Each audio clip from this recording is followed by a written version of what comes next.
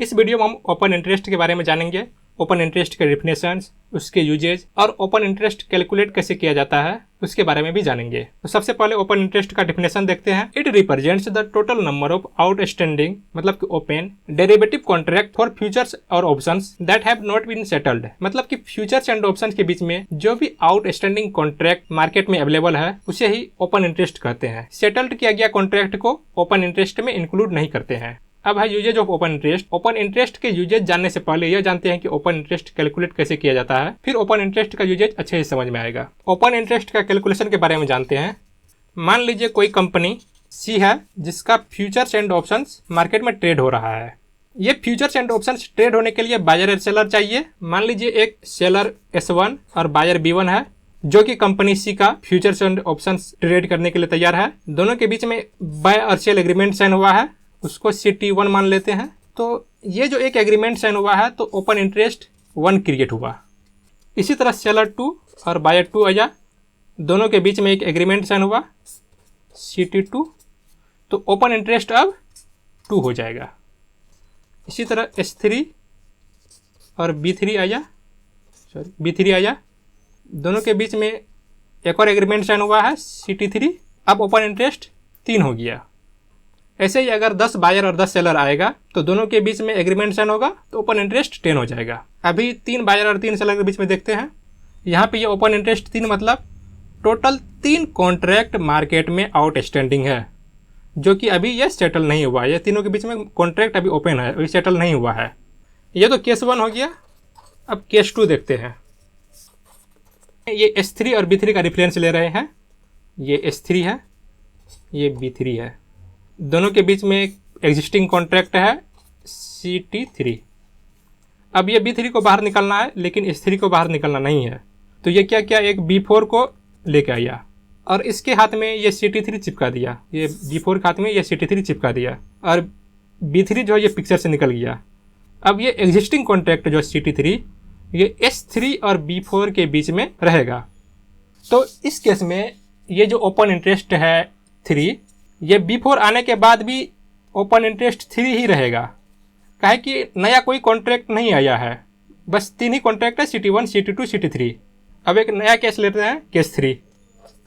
Case 3 के लिए reference में पहले S2 और B2 को लेते हैं, फिर S3 और B4 को भी लेंगे। ये S2 है, ये B2 है, ये दोनों के बीच में CT2 एग्रीमेंट साइन हुआ था। अब ये दोनों जो है अपना कॉन्ट्रैक्ट CT2 क्लोज करना चाह रहा है और अपना पोजीशन स्क्वायर ऑफ करना चाह रहा है, मतलब ये अपना सेल कर देगा, ये खरीद लेगा। तो एक कॉन्ट्रैक्ट क्या हुआ, क्लोज हो गया। तो ये ओपन इंटरेस्ट जो है पहले 3 जो था अब ये 2 हो जाएगा। इसी तरह S3 और B4 जो है, B3 तो पिक्चर से बाहर निकल गया है, तो ये S3 है, ये B4 है, दोनों के बीच में अभी CT3 साइंड है। ये भी कॉन्ट्रैक्ट से बाहर निकलना चाह रहा है अपना पोजीशन स्क्वायर ऑफ करके, तो ये कॉन्ट्रैक्ट CT3 क्लोज हो जाएगा। तो ओपन इंटरेस्ट अब 2 से घट के 1 रह जाएगा। अब ओपन इंटरेस्ट 1 मतलब कि अभी भी एक कॉन्ट्रैक्ट मार्केट में ओपन है जो कि सेटल नहीं हुआ है। तो कौन ओपन है, S1 और B1 के बीच में जो CT1 साइन है ये अभी बचा हुआ है। अब एक बड़ा सा पिक्चर में देखते हैं। मान लीजिए 9:15 जब मार्केट ओपन हो रहा है, किसी भी कंपनी का डेरिवेटिव का ओपन इंटरेस्ट 10,000 है, 5,000 नया कॉन्ट्रैक्ट साइन हुआ है जो कि नया बायर और सेलर आकर के नया पोजीशन लिया है, और जो पहले से 10,000 कॉन्ट्रैक्ट है इसमें से 4500 कॉन्ट्रैक्ट क्लोज हो चुका है, मतलब उसके बायर और सेलर ने अपना पोजीशन स्कोर ऑफ कर लिया है। तो ये 4500 है।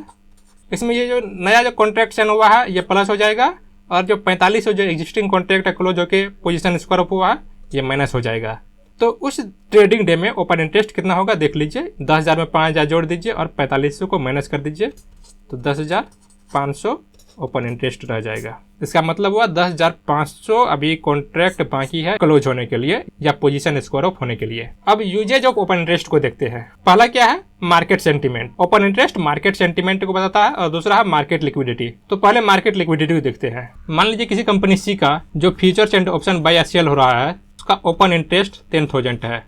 इसका मतलब कि 10,000 बायर्स और सेलर अवेलेबल है। अगर ये बढ़कर 15,000 हो गया, 10,000 बायर सेलर से बढ़कर 15,000 बायर सेलर सब अवेलेबल है।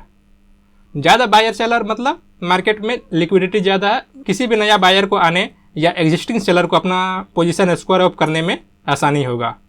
अब ओपन इंटरेस्ट मार्केट सेंटीमेंट जो बताता है उसको देखते हैं। यही एग्जांपल को लेते हैं 10,000 15,000। मान लीजिए पहले 10,000 ओपन इंटरेस्ट था, मतलब 10,000 बायर और सेलर था, बाद में ये ओपन इंटरेस्ट बढ़कर 15,000 हो गया। इसका मतलब कि 5,000 नया बायर और सेलर आया है। 5,000 नया बाय और सेल एग्रीमेंट साइन हुआ है, तो इससे यह समझ सकते हैं कि मार्केट में पैसा आया है। तो ओपन इंटरेस्ट अगर जो बढ़ रहा है 10,000 से 15,000 हुआ तो ये बुलिश बता रहा है, मार्केट में बुलिश है। अगर यही 10,000 से अगर ओपन इंटरेस्ट 5,000 हो जाता तो इसका मतलब ये हुआ कि मार्केट में एग्जिस्टिंग बायर और सेलर जो है ये अपना कॉन्ट्रैक्ट क्लोज कर रहा है या पोजीशन स्क्वायर ऑफ कर रहा है। तो इससे यह समझ सकते हैं कि मार्केट से पैसा बाहर निकल रहा है, आउट हो रहा है। तो मार्केट का सेंटीमेंट क्या है? बियरिश है। तो यही हुआ, अगर ओपन इंटरेस्ट टाइम के साथ इंक्रीज हो रहा है तो मार्केट को बुलिश माना जाएगा। अगर ओपन इंटरेस्ट टाइम के साथ डिक्रीज हो रहा है तो मार्केट को बियरिश माना जाएगा। और मार्केट लिक्विडिटी के लिए अगर ओपन इंटरेस्ट ज़्यादा है तो मार्केट में लिक्विडिटी ज़्यादा है, अगर ओपन इंटरेस्ट कम है मार्केट में लिक्विडिटी कम है। अब आपने ओपन इंटरेस्ट के बारे में समझ लिया होगा, इसके कैलकुलेशन को भी जान लिया होगा। आज की इस वीडियो में इतना ही, मिलते हैं नेक्स्ट वीडियो में।